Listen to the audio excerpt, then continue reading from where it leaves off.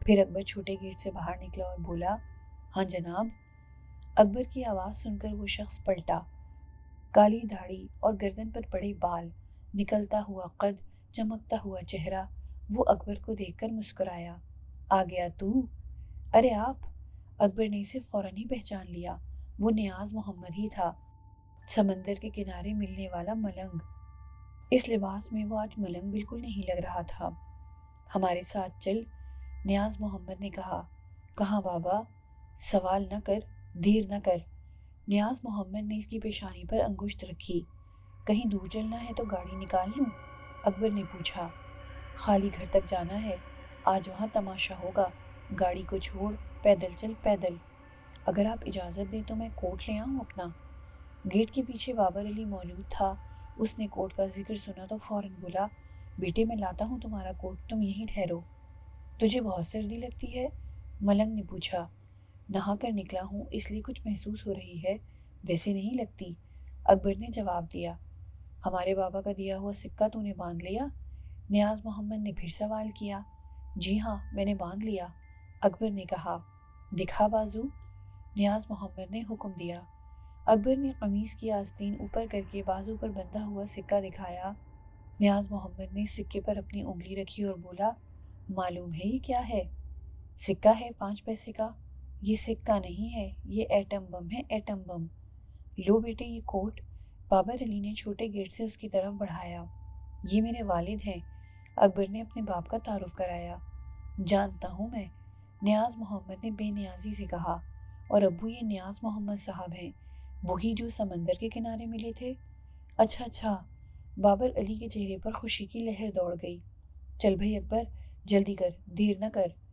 اکبر کیا میں بھی تمہارے ساتھ چلوں؟ بابر علی نے پوچھا۔ ہم اکبر کے ساتھ ہیں، اب کسی کو اس کے ساتھ جانے کی ضرورت نہیں، نیاز محمد نے تڑق کر کہا۔ جی بہتر، بابر علی نے بڑی فرمانبرداری سے کہا اور پھر اکبر سے مخاطب ہوئے، جاؤ بیٹے، خدا حافظ۔ بابر علی نے یہ کہہ کر گیٹ بند کر لیا تو نیاز محمد نے آگے قدم بڑھائے۔ اکبر بھی اس کے پیچھے چلا۔ نیاز محمد نے پہلے بہت تیزی سے آگے قدم بڑھائے، اتنی تیزی سے کہ اکبر کو یہ گمان ہوا جیسے وہ دوڑنے لگا ہو۔ جتنی تیزی سے وہ آگے گیا تھا، اتنی ہی تیزی سے پیچھے آیا۔ اب وہ گھوم رہا تھا، رقص کر رہا تھا۔ اس کے پاؤں سے چھن چھن کی آواز آ رہی تھی۔ اکبر کو اس چھن چھن کی آواز پر بڑی حیرت ہوئی۔ اس نے بغور ملنگ کے پاؤں دیکھے۔ وہ ننگے پاؤں ضرور تھا، لیکن اس کے پاؤں میں گھنگرو نام کی کوئی چیز نہ تھی۔ وہ ملنگ تیزی سے رقص کرتا ہوا آگے بڑھ رہا تھا۔ اس پر ایک وجد کی سی کیفیت طاری ہوتی جا رہی تھی۔ اگرچہ اس کرائے کے گھر سے خالی گھر کا فاصلہ زیادہ نہ تھا، لیکن اتنا کم بھی نہ تھا کہ چند منٹوں میں طے کر لیا جاتا۔ اس ملنگ نے یہ راستہ رقص کرتے ہوئے طے کیا۔ رقص کرتے اس ملنگ کے ساتھ چلتے ہوئے اکبر کو شرم آ رہی تھی، اس لیے رقص کرتے اس ملنگ کو دیکھنے کے لیے راہگیر رک جاتے تھے۔ ایک دو گاڑی والوں نے بھی اس تماشے کو رک کر دیکھا۔ اکبر ذرا پیچھے رہ جاتا تو وہ ملنگ اس کا ہاتھ پکڑ کر اسے اپنے ساتھ کر لیتا۔ ان لمحات میں اکبر کو بڑی شرم آتی۔ ایک پڑھا لکھا لڑکا ایک فقیر کے ساتھ کیوں لگا ہوا تھا؟ رقص کرتا ملنگ اور اس کے ساتھ چلتا ایک جوان لڑکا راہگیروں کے لیے تماشا بن جاتا۔ وہ اسے پلٹ پلٹ کر دور تک دیکھتے جاتے۔ خالی گھر جیسے جیسے نزدیک آ رہا تھا، نیاز محمد کے رقص میں تیزی آتی جا رہی تھی۔ اس پر ایک عجیب جذب کی سی کیفیت طاری تھی۔ اس کے پیروں سے آتی ہوئی گھنگروں کی آواز اکبر کو مسلسل حیران کر رہی تھی۔ پھر خالی گھر آ پہنچا۔ خالی گھر کے سامنے پہنچتے ہی نیاز محمد نے ایک نعرہ مستانہ مارا اور تیز تیز دھمال کرنے لگا۔ وہ انگلی اٹھائے حق حق کر رہا تھا۔ اس کے پیروں میں گھنگرو بج رہے تھے۔ جب اچانک ہی اکبر کو خیال آیا کہ وہ خالی گھر کے گیٹ پر پڑے تالے کی چابی لانا تو بھول ہی گیا۔ وہ سوچنے لگا کیا کرے، نیاز محمد کو بتا کر گھر سے چابی لے آئے، یا نیاز محمد خود اس سے مخاطب ہو تو وہ اسے چابی کے متعلق بتائے۔ ابھی وہ یہ سوچ ہی رہا تھا کہ اچانک نیاز محمد نے رقص بند کر دیا اور پھر وہ تیزی سے گیٹ کی طرف بڑھا۔ اس نے تالا ہاتھ میں پکڑا تو وہ اس طرح کھل گیا جیسے بند ہی نہ تھا۔ کنڈا کھول کر نیاز محمد نے گیٹ کے دونوں پٹوں کو زور سے دھکیلا۔ گیٹ کھلتا چلا گیا۔ نیاز محمد نے گیٹ کے درمیان کھڑے ہو کر خالی گھر پر نظر ڈالی۔ اس کا انداز کچھ ایسا تھا جیسے وہ خالی گھر میں مچنے والی کھلبلی کی سنگن لینا چاہتا ہو۔ کچھ توقف کے بعد اس نے نعرہ مستانہ لگایا، حق حق۔ اور پھر خالی گھر کے دروازے پر آنکھیں گاڑ دیں اور کانوں سے کچھ سننے کی کوشش کی، لیکن نیاز محمد کو کچھ سنائی نہ دیا، کچھ دکھائی نہ دیا۔ بھاگ گیا کیا؟ نیاز محمد نے جیسے خود سے سوال کیا، پھر گیٹ کے اندر داخل ہوا اور چند قدم آگے جا کر رک گیا۔ کھڑے کھڑے گردن گھمائی اور اکبر کو اندر آنے کا اشارہ کیا۔ جب وہ اس کے نزدیک آ گیا تو نیاز محمد نے اس کے کندھے پر ہاتھ رکھ کر پوچھا، ڈر تو نہیں لگ رہا؟ نہیں، آپ کے ہوتے ہوئے ڈر کیسا؟ اکبر نے ہمت سے کام لیتے ہوئے کہا۔ بس پھر گیٹ بند کر دے اور آجا میرے ساتھ، نیاز محمد نے اکبر کو حکم دیا۔ اکبر نے جلدی سے گیٹ کے دونوں پٹ ملا کر اندر سے کنڈا چڑھا دیا۔ نیاز محمد نے اس کا ہاتھ پکڑ لیا۔ اکبر کو یوں محسوس ہوا جیسے اس کا ہاتھ شعلے پر رکھا گیا ہو، اتنی تپش تھی اس ملنگ کے ہاتھ میں۔ نیاز محمد نے گھر کے دروازے کی طرف رخ کرنے کی بجائے لان میں داخل ہو گیا۔ لان کے درمیان پہنچ کر اس نے ایک جگہ منتخب کی اور ہری ہری گھاس پر بیٹھ گیا۔ اس نے اکبر سے اشارے سے کہا کہ وہ اس کی پیٹھ کے پیچھے چھپ جائے۔ اکبر اس کی پیٹھ کے پیچھے بیٹھ گیا، بلکہ چھپ گیا۔ نیاز محمد نے آلتی پالتی مار کر آسن جما لیا، چند لمحے کچھ پڑھا اور ایک انگلی اٹھا کر اپنے چاروں طرف گھمائی۔ شاید اس نے اپنے اور اکبر کے گرد حصار باندھا تھا۔ حصار باندھ کر اس نے خالی گھر کے دروازے پر نظریں جما دیں۔ دروازہ بند تھا۔ جب یہ لوگ گیٹ میں داخل ہوئے تھے تو فرش دھلا ہوا محسوس ہوا تھا۔ لان کے اطراف میں جو پھول لگے ہوئے تھے وہ بھی تر و تازہ تھے، لگتا تھا جیسے انہیں باقاعدگی سے پانی ملتا رہا ہو۔ دروازہ ابھی تک بند تھا۔ اکبر نیاز محمد کے کندھے سے جھانک کر مکان کے دروازے پر نظر رکھے ہوئے تھا۔ اچانک اکبر کو ایسا محسوس ہوا جیسے دروازہ تھوڑا سا کھلا ہو۔ بابا، کیا آپ نے دیکھا؟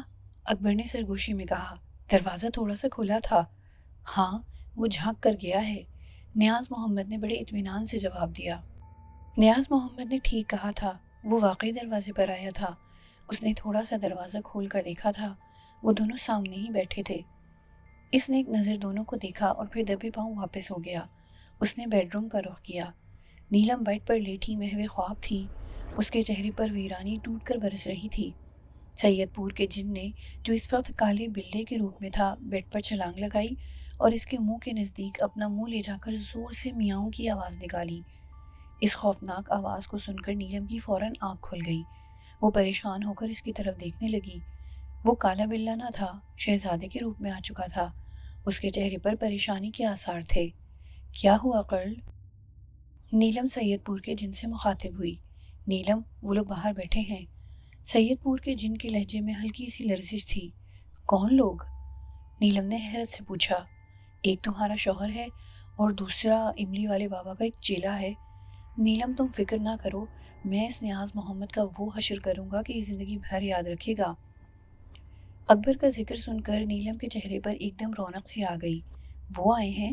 ہاں، وہ آئے ہیں، سید پور کے جن نے غصے سے کہا۔ ان کی ابھی تک ہوش ٹھکانے نہیں آئے، آج انہیں بھی تھوڑا سا سبق سکھا دیتا ہوں۔ میرے اکبر کو کچھ نہ کہنا، ورنہ یاد رکھو میں خودکشی کر لوں گی، نیلم نے بڑے جذباتی لہجے میں کہا اور بیڈ سے اٹھ کر کھڑی ہو گئی۔ یہ سن کر سید پور کے جن نے قہقہا لگایا۔ سید پور کے جن کا قہقہا بڑا بھیانک تھا۔ تم کرو گے خودکشی؟ ہا ہا ہا ہا، سید پور کا جن بے تحاشا ہنستے ہوئے بولا۔ ذرا کر کے دکھاؤ۔ ہاں، میں جانتی ہوں کہ میں اپنی مرضی سے مر بھی نہیں سکتی، تم مجھے مرنے نہیں دو گے، لیکن قرل، کیا تم سمجھتے ہو کہ میں زندہ ہوں؟ اگر یہی زندگی ہے تو پھر موت کیا ہوگی؟ اب یہ سب کچھ مجھ سے برداشت نہیں ہوتا۔ میں اس تنہا مکان میں کسی آسیب کی طرح منڈلاتی رہتی ہوں۔ قرل، میں انسان ہوں، مجھ پر رحم کرو۔ یہ آگ، یہ بھڑکتے ہوئے شعلے، یہ دہکتا تنور، میری تو روح تک جلس کر رہ گئی ہے۔ مجھے معاف کر دو، مجھے جانے دو، دیکھو میرا اکبر مجھے لینے آ پہنچا ہے۔ بولتے بولتے نیلم کی آنکھوں میں آنسو بھر آئے۔ سید پور کے جن نے نیلم کے آنسوؤں کی پرواہ نہ کی۔ وہ تھوڑا اس کے نزدیک ہوا اور اپنا منہ اس کے کان کے پاس لا کر بولا، تمہارا اکبر تمہیں لینے نہیں آیا، یہاں مرنے آیا ہے۔ نہیں قرل، خدا کے واسطے ایسا نہ کرنا۔ نیلم کانپ اٹھی۔ مجھے سبق نہ پڑھاؤ، میں جانتا ہوں کہ مجھے کیا کرنا ہے۔ تم بیڈ پر آرام سے لیٹ جاؤ اور اس وقت تک باہر نہ نکلنا جب تک میں تم سے باہر آنے کو نہ کہوں۔ یہ کہہ کر قرل نے ایک قدم آگے بڑھایا۔ تم کہاں جا رہے ہو قرل؟ میں ان لوگوں کے سامنے جا رہا ہوں، اب گھمسان کرن پڑے گا۔ میں جانتا ہوں کہ نیاز محمد کوئی معمولی انسان نہیں ہے، لیکن میں بھی کوئی معمولی جن نہیں ہوں، بہت زبردست ہوں، اب زبردست کا زبردست سے مقابلہ ہے، لیکن تم فکر نہ کرو، مجھے وہاں کچھ نہیں ہوگا، وہ میرا بال بھی بیکا نہ کر سکے گا، یہاں سے روتا ہوا بھاگے گا۔ اب میں جا رہا ہوں، تم کمرے میں آرام کرو۔ یہ کہہ کر سید پور کے جن کمرے سے نکل گیا۔ جاتے جاتے وہ دروازہ بھی بند کر گیا۔ نیلم تڑپ کر دروازے تک آئی، اس نے ہینڈل گھما کر دروازہ کھولنا چاہا لیکن وہ نہ کھلا۔ سید پور کا جن باہر نکلتے نکلتے دروازہ مقفل کر گیا تھا۔ نیلم اب کمرے میں تنہا رہ گئی تھی۔ اس وقت اس کی بہت بری حالت تھی، دل میں طوفان اٹھ رہا تھا، ایسا لگتا تھا جیسے دل پھٹ جائے گا۔ آنکھوں میں آنسو امٹ امٹ کر آ رہے تھے، اس کے جسم پر لرزش طاری تھی، اس کا جی چاہ رہا تھا کہ وہ خوب پھوٹ پھوٹ کر روئے۔ اکبر اسی گھر کے احاطے میں تھا اور وہ اس سے مل نہیں سکتی تھی، اسے ایک نظر دیکھ نہیں سکتی تھی۔ یہ کیسی بے بسی تھی، یہ کیسی قید تھی۔ اے اللہ مجھ پر رحم کر۔ اس کے ہاتھ بے اختیار دعا کے لیے اٹھ گئے۔ آنسو بھری آنکھوں اور دکھے ہوئے دل سے اس نے اللہ کو پکارا۔ اس نے تڑپ تڑپ کر سسک کر اپنی رہائی کی دعا مانگی۔ اے اللہ مجھے اس جن سے نجات دلا دے، مجھے میرے شوہر سے ملا دے، اے اللہ مجھ پر رحم کر۔ دعا مانگتے مانگتے اس کی آنکھوں میں غنودگی اترنے لگی، اس نے اپنا سر تکیے پر رکھ دیا، وہ سجدے کی حالت میں تھی، بس اسی طرح روتے روتے دعا مانگتے سو گئی۔ سید پور کا جن نیلم کے کمرے سے نکلتے ہی کالا بلہ بن گیا، پھر وہ غصے میں بپھرا ہوا گھر کے بڑے دروازے کی طرف چلا۔ اس نے اپنے ایک پیر سے دروازہ کھولا اور پھر باہر نکل گیا۔ آ گیا! نیاز محمد نے کالے بلے کو دروازے سے نکلتے دیکھ کر نعرہ لگایا۔ اکبر نے جلدی سے اس کے کندھے سے جھانک کر دیکھا، کالا بلہ اس کے سامنے کھڑا تھا۔ ہاں یہی ہے وہ۔ اکبر نے کالے بلے کو دیکھ کر تصدیق کی۔ اب دیکھ تماشا، نیاز محمد نے جھوم کر کہا۔ پتہ نہیں اس نے یہ بات اکبر سے کہی تھی یا کالے بلے کو دیکھ کر کہی تھی۔ نیاز محمد نے اپنا ہاتھ اوپر اٹھایا اور پھر اس طرح ہاتھ کو جھٹکا دیا کہ جیسے کالے بلے پر پتھر کھینچ مارا ہو۔ نیاز محمد کے ہاتھ میں کوئی چیز دکھائی نہیں دی تھی، لیکن وہ نادیدہ پتھر کالے بلے کو ٹھا کر کے لگا، وہ بلبلا گیا۔ اس نے غرا کر نیاز محمد کو دیکھا، تبھی نیاز محمد کی سماعت سے ایک آواز ٹکرائی۔ نیاز محمد چلا جا، تیری خیریت اسی میں ہے۔ میں چلا جاؤں؟ نیاز محمد نے ہنستے ہوئے جواب دیا، اب تجھے جانا ہوگا، تجھے یہ گھر چھوڑنا ہوگا، تجھے اس معصوم لڑکی کی جان چھوڑنا ہوگی۔ بہت مشکل ہے۔ نیاز محمد کے کانوں سے آواز ٹکرائی۔ اس مرتبہ نیاز محمد نے اس کی بات کا کوئی جواب نہ دیا۔ اس نے پھر ہاتھ اوپر اٹھایا اور ایک نادیدہ پتھر کالے بلے پر کھینچ مارا۔ پتھر لگتے ہی کالا بلہ کئی قلبازیاں کھا گیا۔ دیکھ نیاز محمد، اب بھی مان جا۔ نیاز محمد نے زور سے کہا، ڈرتا کیوں ہے؟ آگے کیوں نہیں آتا؟ میں بھی دیکھوں تو کتنا زبردست ہے۔ تو میرے سامنے مچھر جیسا ہے، تجھے املی والے بابا نے کیوں بھیج دیا؟ وہ میرے مقابلے پر خود کیوں نہیں آیا؟ ادھر سے آواز آئی، پہلے تم مجھ سے مقابلہ کر لے، پھر میرے پیر کی بات کرنا، تیرے لیے املی والے بابا کا ایک شاگرد بہت ہے۔ نیاز محمد نے زور سے کہا، لے سنبھل۔ نیاز محمد نے پھر ایک نادیدہ پتھر اس کی طرف پھینکا۔ پتھر کھاتے ہی کالا بلہ لڑک کر کئی قدم پیچھے چلا گیا، لیکن پھر وہ فوراً ہی اٹھ کر کھڑا ہو گیا اور اپنی لال لال انگارہ آنکھوں سے نیاز محمد کو گھور کر دیکھا۔ پھر نیاز محمد اور اکبر پر پتھر برسنے لگے۔ یہ بڑے بڑے پتھر تھے، خلا میں اچانک نمودار ہو کر ان پر برس رہے تھے، لیکن کوئی پتھر ان کو نہ لگا۔ پتھر ان کے آس پاس گر رہے تھے، سروں سے گزر رہے تھے، بس یوں محسوس ہوتا تھا جیسے کوئی پتھر اب لگا تب لگا۔ اکبر ان پتھروں کو دیکھ کر خوفزدہ ہو رہا تھا۔ وہ پتھر اتنے بڑے تھے کہ اگر ایک بھی سر پر لگ جاتا تو یقینی طور پر بھیجا باہر آ جاتا۔ چند منٹ تک پتھروں کی یہ بارش جاری رہی، ان کے آس پاس پتھروں کا ڈھیر لگ گیا، پھر خود بخود پتھروں کی یہ برسات تھم گئی۔ اب اپنی طاقت دکھانے کا نیاز محمد کا نمبر تھا۔ نیاز محمد نے جلدی جلدی اپنی انگلیوں پر کچھ پڑھا اور انگشت شہادت کو منہ کے قریب لا کر زور سے پھونک ماری۔ تبھی اچانک کالے بلے کے ارد گرد 8-10 موٹے موٹے چوہے نمودار ہو گئے۔ وہ نمودار ہوتے ہی کالے بلے پر حملہ آور ہوئے۔ کسی نے اس کی ٹانگ پکڑی، کسی نے دم میں کاٹا، کسی نے اس کا کان کترا۔ کالا بلہ ناچ ناچ گیا۔ وہ ایک چوہے کو پکڑ کر اس کے تھپڑ لگاتا تو اتنی دیر میں دوسرا چوہا اس کی اچھی خاصی مزاج پرسی کر دیتا۔ نیاز محمد اور اکبر دور بیٹھے اطمینان سے تماشا دیکھ رہے تھے۔ اکبر نے اب تک بلی کو تو چوہے کے پیچھے بھاگتے دیکھا تھا، لیکن وہ آج چوہوں کو بلے کے پیچھے بھاگتے دیکھ رہا تھا، اور مزے کی بات یہ تھی کہ یہ چوہے بلے سے خوفزدہ نہ تھے بلکہ کالا بلہ ان سے خوفزدہ تھا۔ چوہے اس پر بڑھ بڑھ کر حملے کر رہے تھے۔ کالا بلہ کہیں کہیں سے زخمی ہو گیا تھا، اس کے جسم سے خون بہتا دکھائی دے رہا تھا۔ کالے بلے کے پنجے میں جو بھی چوہا آ جاتا وہ اسے پکڑ کر بھنبوڑ دیتا، اس کی گردن دبوچ لیتا۔ اب تک اس طرح وہ کئی چوہے ختم کر چکا تھا۔ جب آخر میں 2-3 چوہے رہ گئے تو وہ اپنی جان بچا کر ادھر ادھر پودوں میں گھس گئے۔ کالا بلہ چوہوں کے بھاگ جانے کے بعد اپنے پاؤں پھیلا کر بیٹھ گیا اور اپنے رشتے زخموں کو اپنی لمبی اور سرخ سرخ زبان سے چاٹنے لگا۔ جیسے جیسے وہ چاٹتا جاتا ویسے ویسے اس کے زخم بھرتے جاتے۔ چند منٹ کے اندر اندر اس کے زخم بالکل صاف ہو گئے، وہ بھلا چنگا ہو گیا۔ تب وہ انگڑائی لے کر اٹھ بیٹھا۔ اب اس نے گھور کر نیاز محمد کو دیکھا اور فضا میں ایک قلہ بازی کھائی۔ اب کالا بلہ حملہ کرنے کے لیے بالکل تیار تھا۔ اب اس کا شوبدہ شروع ہوا۔ نیاز محمد نے دیکھا کہ ایک موٹا تازہ اژدہا چلا آتا ہے، وہ زور زور سے پھنکار رہا تھا اور جہاں جہاں اس کی پھنکار پڑتی گھاس جل کر راکھ ہو جاتی۔ اکبر نے نیاز محمد کے کندھے سے اچک کر اژدہے کو دیکھا تو اس کے چھکے چھوٹ گئے۔ وہ نیاز محمد کے کان میں آہستہ سے بولا، بابا وہ اژدہا؟ ہاں میں دیکھ رہا ہوں، تم پریشان مت ہو، یہ ہمارا کچھ نہیں بگاڑ سکتا۔ نیاز محمد کی نظریں بدستور اس اژدہے پر جمی ہوئی تھیں۔ اژدہا نزدیک تر ہوتا جا رہا تھا۔ بابا اس پھنکار سے تو گھاس بھی جل رہی ہے۔ کوئی بات نہیں، تم ڈرو مت، میں آگے ہوں، پہلے یہ مجھے نقصان پہنچائے گا پھر تم تک پہنچے گا، نیاز محمد نے بڑے اطمینان سے کہا۔ اب اژدہا ان سے صرف 7 فٹ کے فاصلے پر رہ گیا تھا۔ پھر جانے کیا ہوا کہ وہ ایک دم رک گیا، ایسا محسوس ہوا جیسے اس کے آگے کوئی دیوار آ گئی ہو۔ وہ دائیں جانے مڑ گیا۔ اب وہ ان کے چاروں طرف گھوم رہا تھا لیکن 7 فٹ دور تھا۔ وہ اژدہا جیسے جیسے گھومتا جاتا ویسے ویسے نیاز محمد بھی گھومتا جاتا۔ نیاز محمد کے پیچھے اکبر بھی گھوم رہا تھا۔ ہاں بھائی اکبر، اب تو ڈر نہیں لگ رہا؟ نیاز محمد نے ہنس کر پوچھا۔ نہیں، بالکل نہیں، اکبر بڑے اطمینان سے بولا۔ اس کا کیا حشر کروں؟ نیاز محمد نے پوچھا۔ اس کا منہ رگڑ دیں، اکبر نے غصے سے کہا۔ منہ رگڑ دوں یا جلا کر راکھ کر دوں؟ نیاز محمد نے پوچھا۔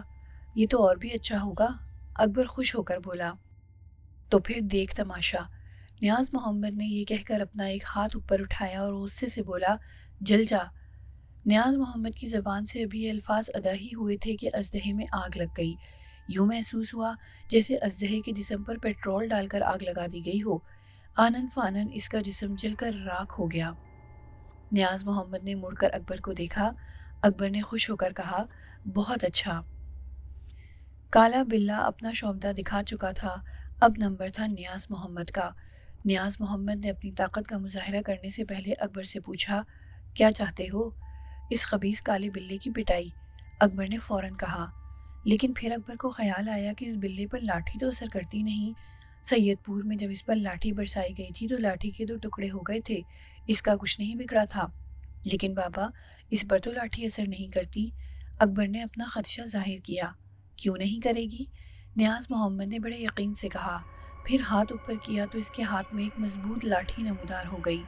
نیاز محمد لاٹھی کی طرف دیکھ کر بولا، یہ اللہ کی لاٹھی ہے، یہ اس خبیث کی کمر کے ٹکڑے کر دے گی۔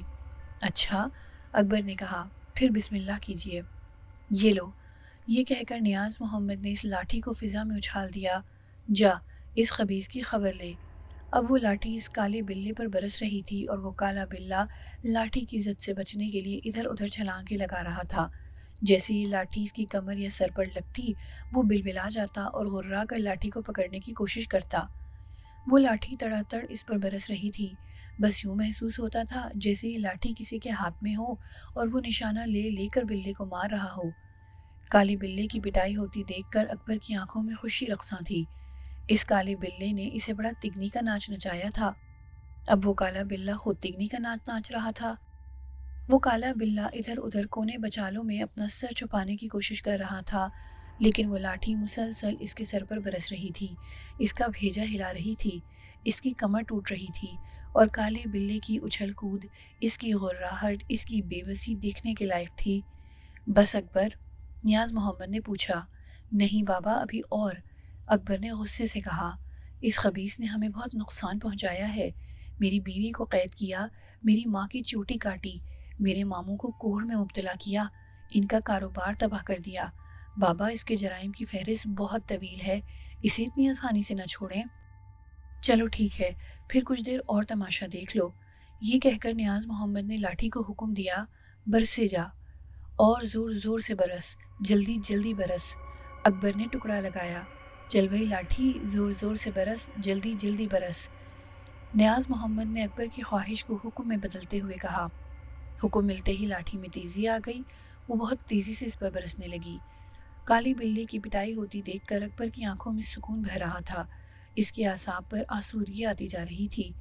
جب اس کی پٹائی ہوتے کافی دیر ہو گئی تو اکبر نے نیاز محمد کے کندھے پر ہاتھ رکھ کر کہا، بس بابا، بس؟ نیاز محمد نے پوچھا، ہو گیا تیرا جی خوش؟ ہاں بابا، اکبر نے خوش ہو کر کہا۔ ٹھیک ہے، یہ کہہ کر نیاز محمد نے لاٹھی کو حکم دیا، اے لاٹھی غائب ہو جا۔ اس حکم کے گونجتے ہی لاٹھی غائب ہو گئی۔ کالا بلہ نڈھال ہو کر ایک طرف گر گیا، جیسے اس کی کمر ٹوٹ گئی ہو۔ کیا مر گیا؟ اکبر نے کالے بلے کو فرش پر پڑے ہوئے دیکھ کر پوچھا۔ یہ بڑی ڈھیر چیز ہے، یہ اتنی آسانی سے مرنے والا نہیں۔ نیاز محمد نے ہنس کر کہا، ابھی یہ چند منٹ بعد اٹھے گا اور ہم پر حملہ کرے گا۔ نیاز محمد کی کہی ہوئی بات سچ ثابت ہوئی۔ 5 منٹ بعد کالا بلہ اٹھ کر بیٹھ گیا۔ اس نے اپنے چاروں پیر چاٹے اور پھر اس طرح کھڑا ہوا جیسے کوئی جرنیل اپنی فوجوں کو کوئی حکم دینے سے پہلے کھڑا ہوتا ہے۔ پھر اس نے کھڑے کھڑے فضا میں قلہ بازی کھائی اور پیر پھیلا کر بیٹھ گیا۔ اب اس نے نیاز محمد کو گھورنا شروع کیا۔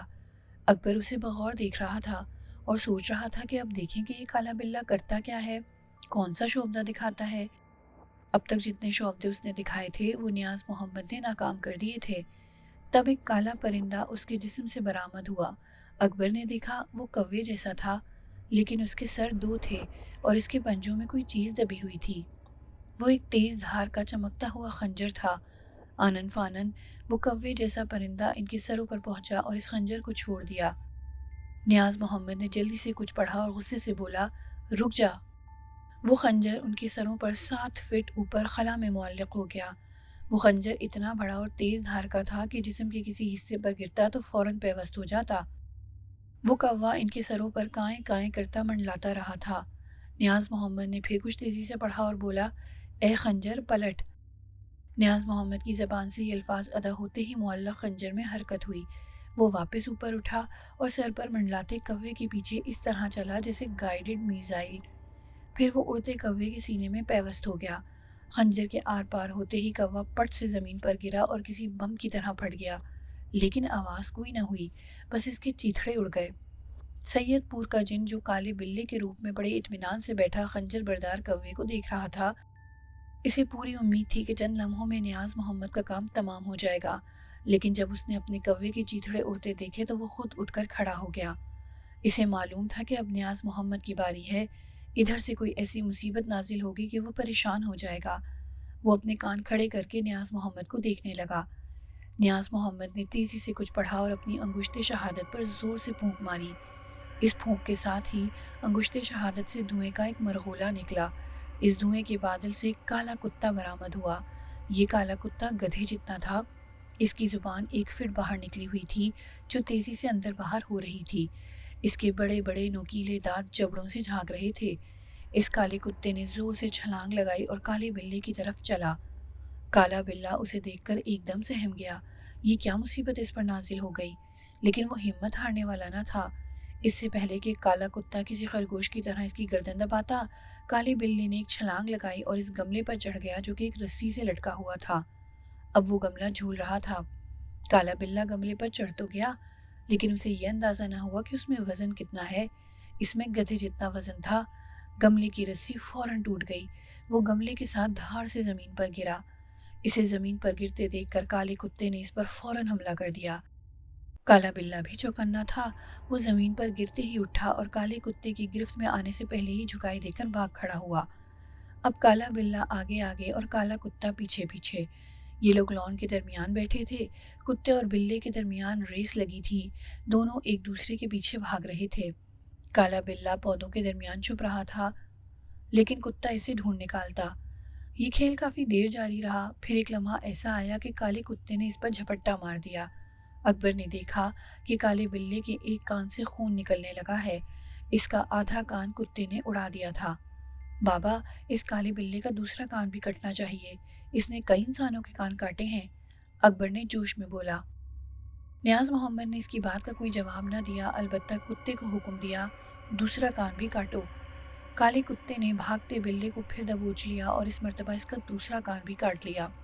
کالے بلے کے دونوں کانوں سے خون جاری ہو گیا، وہ تیزی سے مکان کے عقب کی طرف بھاگا۔ کتے نے اس کا پیچھا کیا، پھر وہ دونوں آنکھوں سے اوجھل ہو گئے۔ نیاز محمد نے اپنی آنکھیں بند کر لیں، جیسے وہ آنکھیں بند کر کے کچھ دیکھنے کی کوشش کر رہا ہو۔ اکبر کا خیال تھا کہ کالا کتا اس سید پور کے جن کو دیکھ کر مکان کے عقب سے پھر میدان جنگ میں لے آئے گا، لیکن ایسا نہ ہوا۔ کئی منٹ گزر گئے، تب اس نے بے چینی سے نیاز محمد سے پوچھا، کیا ہوا بابا، کدھر گیا وہ خبیث؟ وہ پیچھے آم کے درخت پر چڑھ گیا ہے اور اپنے پیروں سے اپنے کان سے بہنے والے خون کو صاف کر رہا ہے، نیاز محمد نے آنکھیں بند کیے بتایا۔ اور وہ کالا کتا؟ اکبر نے پوچھا، وہ کدھر گیا؟ وہ درخت کے نیچے بیٹھا اس کے آنے کا منتظر ہے، نیاز محمد نے بتایا۔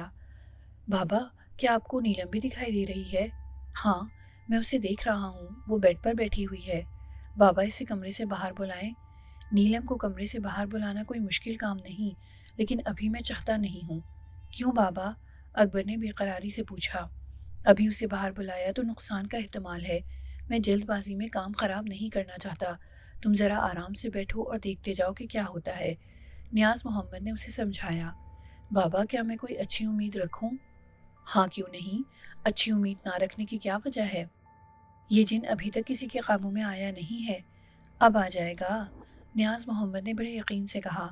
اول تو میں اس کے لیے بہت ہوں، اگر مجھ سے کہیں چوک ہو گئی تو پھر پیر صاحب سے مدد لی جائے گی۔ آپ کا مطلب ہے کہ املی والے بابا؟ ہاں، میرا یہی مطلب ہے، نیاز محمد نے کہا۔ اچھا، اب خاموش ہو جاؤ، اس خبیث نے درخت سے مکان کی چھت پر چھلانگ لگائی ہے، وہ چند لمحوں میں سامنے ظاہر ہونے والا ہے، اور وہ کتا، اسے میں نے غائب کر دیا ہے، اس کا کام ختم ہوا۔ اب کیا ہوگا؟ اب جو کچھ ہوگا وہ تمہارے سامنے آ جائے گا، لیکن ایک بات میں تمہیں ضرور بتانا چاہتا ہوں۔ جی فرمائیں۔ ہمیں اب بہت ہوشیار رہنے کی ضرورت ہوگی، یوں سمجھو کہ اب ہم پل صراط پر کھڑے ہیں، ہماری ذرا سی بھی بھول ہمیں کوئی بہت بڑا نقصان پہنچا سکتی ہے۔ کیا وہ خبیث اب مجھ پر حملہ کرے گا؟ اکبر نے گھبرا کر پوچھا۔ اس میں اتنی جرأت نہیں کہ وہ تم پر حملہ کرے، میں جب تک تمہارے ساتھ ہوں اور بابا کی نشانی تمہارے بازو پر بندھی ہے، یہ سید پور کا جن تمہارا کچھ نہیں بگاڑ سکتا۔ ابھی وہ دونوں باتیں کر ہی رہے تھے کہ اچانک کسی نے باہر کے گیٹ پر کھٹکا کیا۔ یہ اس وقت گیٹ پر کون آ گیا؟ نیاز محمد نے کوئی جواب نہ دیا، شاید وہ کچھ پڑھنے میں مصروف تھا۔ پھر وہ گیٹ جو اندر سے بند تھا خود بخود کھلا اور گیٹ کے اندر کوئی داخل ہوا۔ اکبر انہیں دیکھ کر بے قرار ہو گیا، اس نے خوشی سے اٹھ کر بھاگنا چاہا۔ ارے ماموں آپ! نیاز محمد نے فوراً اکبر کا ہاتھ پکڑ لیا اور غصے سے بولا، کیا کرتا ہے؟ وہ ماموں فرقان آئے ہیں۔ بے وقوف، ابھی تجھے سمجھایا تھا کہ بہت ہوشیار رہنا ہوگا، لیکن تو فوراً ہی بھول گیا۔ یہ ماموں واموں کوئی نہیں ہے، یہ وہی خبیث ہے سید پور کا جن، یہ لوگ شکل بدلنے کے ماہر ہوتے ہیں، ایک لمحے میں جو روپ چاہیں اختیار کر لیں۔ اوہ، یہ وہ ہے، معاف کرنا بابا، غلطی ہو گئی۔ ادھر ماموں فرقان جس طرح آئے تھے واپس چلے گئے، گیٹ پھر سے بند ہو گیا اور اس کالے بلے نے گیٹ کے اوپر ظاہر ہو کر زمین پر چھلانگ لگائی۔ پھر وہ دوڑتا ہوا لان میں داخل ہوا اور 9 فٹ کے فاصلے پر نیاز محمد کے سامنے آ کر کھڑا ہو گیا، پھر وہ اپنی پچھلی ٹانگوں کے بل گھاس پر بیٹھ گیا۔ نیاز محمد، تو چاہتا کیا ہے؟ سید پور کے جن کی آواز نیاز محمد کی سماعت سے ٹکرائی۔ میں جو چاہتا ہوں اسے میں پورا کر کے رہوں گا، تو بول، تو کیا چاہتا ہے؟ میں یہ چاہتا ہوں نیاز محمد کہ تو یہاں سے چلا جائے۔ ہاں، میں چلا جاؤں گا، میں یہاں رہنے نہیں آیا، لیکن میں تجھ سے اس گھر کو پاک کر کے جاؤں گا، تیرے سر سے عشق کا بھوت اتار کر جاؤں گا، اس معصوم بچی کی جان چھڑا کر جاؤں گا۔ تو بہت بھولا ہے۔ سید پور کا جن طنزیہ ہنسی ہنسا۔ میں بہت بھولا سہی، لیکن تو سیانہ ہے، تو تھکار کر کیوں بیٹھ گیا، مجھ پر حملہ کیوں نہیں کرتا؟ نیاز محمد نے کالے بلے کی طرف دیکھ کر کہا۔ اکبر کی سمجھ میں کچھ نہیں آ رہا تھا کہ یہ کیا ہو رہا ہے، اسے نیاز محمد کی آواز تو سنائی دے رہی تھی، لیکن وہ کس سے بات کر رہا تھا، کس کی بات کا جواب دے رہا تھا، یہ اس کی سمجھ میں نہیں آ رہا تھا۔ سید پور کا جن نیاز محمد کے دماغ میں بول رہا تھا جبکہ نیاز محمد اپنی زبان سے اس کی بات کا جواب دے رہا تھا۔ اکبر نے درمیان میں مداخلت کرنے کی کوشش نہیں کی، وہ خاموشی سے نیاز محمد کی بات سنتا رہا۔ میں حملہ ضرور کروں گا، تجھے چھوڑوں گا تھوڑی۔ جن کی آواز نیاز محمد کی سماعت سے ٹکرائی۔ ہاں، میں بھی یہی چاہتا ہوں کہ تیری کوئی حسرت دل میں نہ رہے، اسی لیے میں یہاں آ کر بیٹھا ہوں۔ تو اپنی طاقت آزما لے، پھر میری طاقت دیکھ۔ تجھے معلوم نہیں کہ میں انسان ہوں، اللہ نے ہمیں اشرف بنایا ہے، ہمارے آگے کسی کا چراغ نہیں جلتا۔ نیاز محمد نے بڑے فخر سے کہا۔ نیاز محمد، تو چراغ کی بات کرتا ہے، میں نے اس گھر میں ایک شمع روشن کر دی ہے۔ میں جانتا ہوں، نیاز محمد نے جواب دیا۔ تو جانتا ہے تو اسے بجھا کر دکھا۔ سید پور کے جن نے چیلنج کیا۔ میں اسے بجھاؤں گا نہیں، ویسے میں اسے بجھانے کی طاقت رکھتا ہوں، لیکن میں بجھاؤں گا نہیں، اسے اپنے ساتھ لے جاؤں گا، نیاز محمد نے کہا۔ کہاں؟ اس نے پوچھا۔ اپنے بابا کے پاس، اپنے پیر کے پاس، نیاز محمد نے جواب دیا۔ کیوں؟ اس نے پوچھا۔ ان کا یہی حکم ہے، نیاز محمد نے کہا۔ اچھا نیاز محمد، اگر مجھے بھگانے کے لیے تجھے اپنی طاقت کا مظاہرہ نہ کرنا پڑے، میں خود ہی یہاں سے چلا جاؤں تو؟ پھر میں تجھے معاف کر دوں گا، تجھے سزا سے بچا لوں گا، نیاز محمد نے فوراً کہا۔ ٹھیک ہے، پھر میں نیلم کو آزاد کر دیتا ہوں، تم اسے لے جاؤ۔ پھر اچانک یہ کالا بلہ اٹھا اور تیزی سے گھر کے اندر چلا گیا۔ کچھ دیر کے بعد نیلم دروازے سے برآمد ہوئی اور اس نے بے قراری سے اپنے ہاتھ پھیلا دیے۔ اکبر! بابا نیلم آ گئی، بابا نیلم آ گئی۔ اکبر خوشی سے جھوم اٹھا، میری نیلم آ گئی۔ نیلم کو دیکھ کر بے قرار ہو کر اٹھنا فطری بات تھی، وہ اس کی بیوی تھی جسے سید پور کے جن نے اسے شجر ممنوعہ بنا دیا تھا۔ اب وہی شجر ممنوعہ لہکتا مہکتا اس کے سامنے کھڑا تھا۔ نیلم کو کالے بلے نے اپنے پنجے سے آزاد کر دیا تھا، وہ سامنے اپنے دونوں باہیں پھیلائی کھڑی تھی اور اکبر اکبر پکار رہی تھی۔ اکبر آؤ، اکبر آؤ۔ تب اکبر سے نہ رہا گیا، وہ بے قابو ہو کر نیاز محمد کی پیٹھ کے پیچھے سے بھاگ اٹھا۔ میں آ رہا ہوں نیلم۔ اور یہ سب اتنی جلدی، اتنی آنن فانن ہوا کہ نیاز محمد دیکھتا ہی رہ گیا۔ اس نے اکبر کو پکڑنے کے لیے اپنا ہاتھ بھی بڑھایا، لیکن وہ اس کی پہنچ سے دور ہو چکا تھا۔ پھر نیاز محمد بھی اس کے پیچھے بھاگا، کیونکہ اسے سید پور کے جن کا کھیل سمجھ میں آ گیا تھا اور وہ نہیں چاہتا تھا کہ اکبر اس کے فریب میں آ جائے۔ نیلم اکبر کو اپنے قریب آتا دیکھ کر فوراً پلٹ گئی، وہ دروازے کی طرف بڑھی۔ نیلم کو دروازے کی طرف بڑھتے دیکھ کر اکبر چیخا، نیلم ٹھہرو، میں آ رہا ہوں۔ اکبر ٹھہرو، پیچھے سے نیاز محمد نے آواز دی اور چند قدم آگے جا کر اس نے اکبر کی قمیص پیچھے سے پکڑ لی۔ چھوڑ دے بابا مجھے، وہ نیلم واپس چلی جائے گی، اکبر نے بڑی بے قراری سے کہا۔ بے وقوف، نیاز محمد نے غصے سے کہا، وہ نیلم نہیں ہے۔ لیکن اب کیا ہو سکتا تھا، سید پور کے جن کی چال کامیاب ہو چکی تھی۔ اس نے نیاز محمد کو حصار سے نکال لیا تھا، اس کا حصار توڑ دیا تھا، اس کی توجہ تقسیم کر دی تھی۔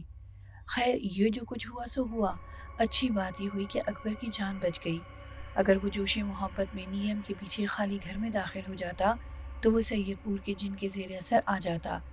وہ اس طرح کی چالیں چلتا کہ اکبر خود بخود اپنے بازو سے اس سکے کو اتار کر پھینک دیتا۔ سکہ پھینکتے ہی اس کے ساتھ جو کچھ ہوتا وہ اسے زندگی بھر یاد رہتا۔ نیاز محمد نے اسے اپنی جان پر کھیل کر بچا لیا۔ حصار ٹوٹ چکا تھا، ارتکاز باقی نہ رہا تھا۔ اب نیاز محمد اس سپاہی کی طرح ہو گیا تھا جس کا اسلحہ ناکارہ ہو گیا ہو۔ اس سے پہلے کہ وہ دشمن اسے کچھ نقصان پہنچاتا، اس نے مورچے سے فوراً بھاگنے کا فیصلہ کر لیا۔ نیلم دروازے میں داخل ہو کر دروازہ بند کر چکی تھی۔ اکبر، اب یہاں سے نکل چلو، اسی میں ہماری عافیت ہے۔ نیاز محمد نے اکبر کی کلائی تھام کر اپنی طرف کھینچی۔ بابا، اب کچھ بھی ہو، میں نیلم کے بغیر یہاں سے نہیں جاؤں گا۔ اکبر نے اپنی کلائی چھڑانے کی کوشش کی۔ بے وقوف نہ بن، اب کچھ نہیں ہو سکتا، خیریت اسی میں ہے کہ ہم یہاں سے بھاگ چلیں۔ لیکن بابا، آپ نے کہا تھا۔ بے وقوف، جب دو دشمن ایک دوسرے کے مقابل آتے ہیں تو کسی ایک کو ہارنا ہوتا ہے۔ ویسے ابھی ہم ہارے نہیں ہیں، بس تمہاری حماقت نے مجھے بے بس کر دیا ہے۔ میں دفاعی حالت میں آ گیا ہوں۔ میں اپنا دفاع تو کر سکتا ہوں لیکن حملہ نہیں کر سکتا۔ یہ سید پور کا جن بہت چالاک ہے، اس سے کسی دن میں اکیلا نمٹوں گا۔ آؤ یہاں سے نکل چلیں۔ یہ کہہ کر نیاز محمد نے اکبر کا ہاتھ پکڑا اور اسے تقریباً گھسیٹتا ہوا گیٹ کی طرف لے چلا۔ تبھی پیچھے سے آواز آئی، بس نیاز محمد، بھاگ لیے؟ ان آوازوں پر کان مت دھرو، بس یہاں سے جلدی نکلو، نیاز محمد نے اکبر سے کہا۔ ارے نیاز محمد، تم تو ہمیں اس گھر سے نکالنے آئے تھے، یہ کہہ کر سید پور کے جن نے قہقہا لگایا۔ اب خود یہاں سے بھاگے جا رہے ہو؟ میں نے ٹھیک ہی کہا تھا نا کہ تم کتنے بھولے ہو۔ وہ سید پور کا جن خوشی سے سرشار اور جانے کیا کیا کہتا رہا، لیکن ان دونوں نے پیچھے آتی اس آواز پر کان نہیں دھرے، وہ بہرے ہو گئے۔ پھر ان دونوں نے جلدی سے گیٹ بند کیا، کنڈا بند کیا۔ کنڈے میں لٹکے تالے کو نیاز محمد نے اپنے ہاتھ میں لے کر دبایا تو وہ فوراً بند ہو گیا۔ آ جاؤ، نیاز محمد نے اکبر کا پھر ہاتھ پکڑ لیا اور وہ سڑک پر تیز تیز چلنے لگا۔ اکبر کی عجیب حالت تھی، وہ کامیابی سے ہمکنار ہوتے ہوتے رہ گیا تھا، وہ جیتتے جیتتے ہار گیا تھا۔ اتنی دیر میں جانے اس نے کتنے خواب دیکھ لیے تھے۔ نیلم کی ایک جھلک نے اسے دیوانہ بنا دیا تھا۔ اس کا جی چاہ رہا تھا کہ وہ نیاز محمد سے اپنا ہاتھ چھڑا کے دندناتا ہوا خالی گھر میں داخل ہو جائے، پھر جو ہو سو ہو۔ تو جو سوچ رہا ہے غلط سوچ رہا ہے۔ جس کی جھلک دیکھ کر تو ایک دم دیوانہ ہو گیا تھا، وہ نیلم نہیں تھی، وہ سید پور کا جن تھا۔ اس نے تیری سادہ لوہی سے فائدہ اٹھا لیا۔ خیر، دیکھا جائے گا، میں پھر آؤں گا، تو ٹیکسی میں بیٹھ کر اپنے گھر چلا جا۔ سامنے سے آتی ہوئی خالی ٹیکسی کو نیاز محمد نے ہاتھ دے کر روکا، اکبر کو بیٹھنے کا اشارہ کیا، اور جب وہ ٹیکسی میں بیٹھ گیا تو نیاز محمد نے اس سے ہاتھ ملایا اور بولا، سیدھے گھر جانا اور کسی احمقانہ خیال کو دل میں مت لانا۔ اگر تم خالی گھر میں داخل ہوئے تو وہ تمہیں شدید نقصان پہنچا دے گا، وہ بہت کمینہ ہے۔ ٹھیک ہے بابا، میں ادھر نہیں جاؤں گا، لیکن آپ کہاں جا رہے ہیں؟ آپ ٹیکسی میں آ جائیں نا، گھر چلیں، کھانا وانا کھا کر جائیے گا۔ اکبر نے بڑے خلوص سے کہا۔ نہیں، تو کھانے کی فکر نہ کر، ہم دوپہر کا کھانا نہیں کھاتے، نیاز محمد نے بے نیازی سے کہا۔ پھر میں آپ کو آپ کی مطلوبہ جگہ پر چھوڑ دوں، آپ ٹیکسی میں آ جائیں۔ اکبر بولا، نہیں، ہم خود چلے جائیں گے، تم ہماری فکر نہ کرو۔ اچھا بابا، جیسے آپ کی مرضی۔ اب نیاز محمد سے بحث فضول تھی۔ اکبر کو اندازہ ہو گیا تھا کہ نیاز محمد اس کے ساتھ گھر جانا چاہتا ہے اور نہ ہی چاہتا ہے کہ وہ اسے ٹیکسی میں اس کی مطلوبہ جگہ چھوڑ دے۔ نیاز محمد بس یہیں سے اس سے جدا ہو جانا چاہتا تھا۔ اکبر کی وجہ سے بنا بنایا کھیل بگڑ گیا تھا۔ اسے اپنی حماقت پر افسوس تھا، لیکن اس سے جو کچھ سرزد ہوا اس پر اسے اختیار نہ تھا، وہ بے اختیار ہو گیا تھا۔ اکبر کو احساس تھا کہ اس کے جذباتی پن نے جیتی جتائی بازی الٹ دی تھی۔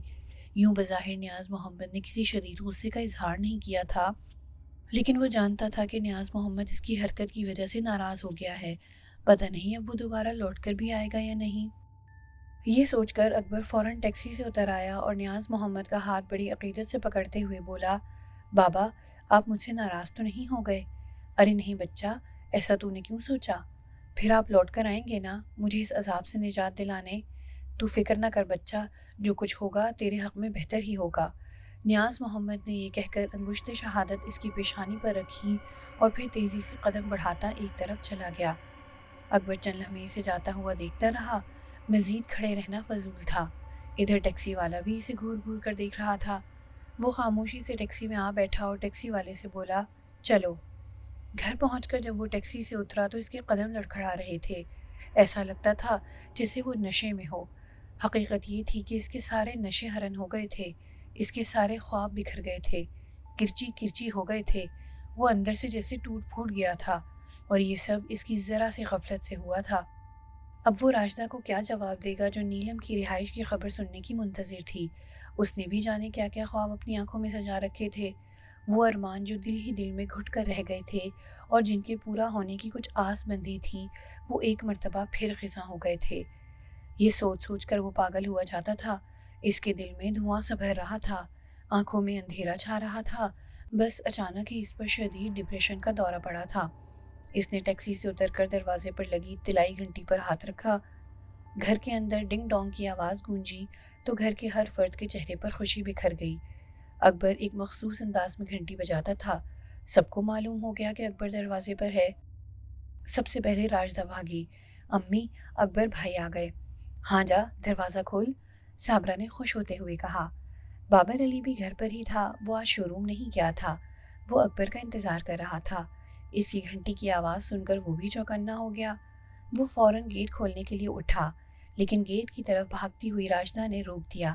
ابو، میں جا رہی ہوں گیٹ کھولنے۔ اچھا بھائی جاؤ، तुम ही गेट खोलो।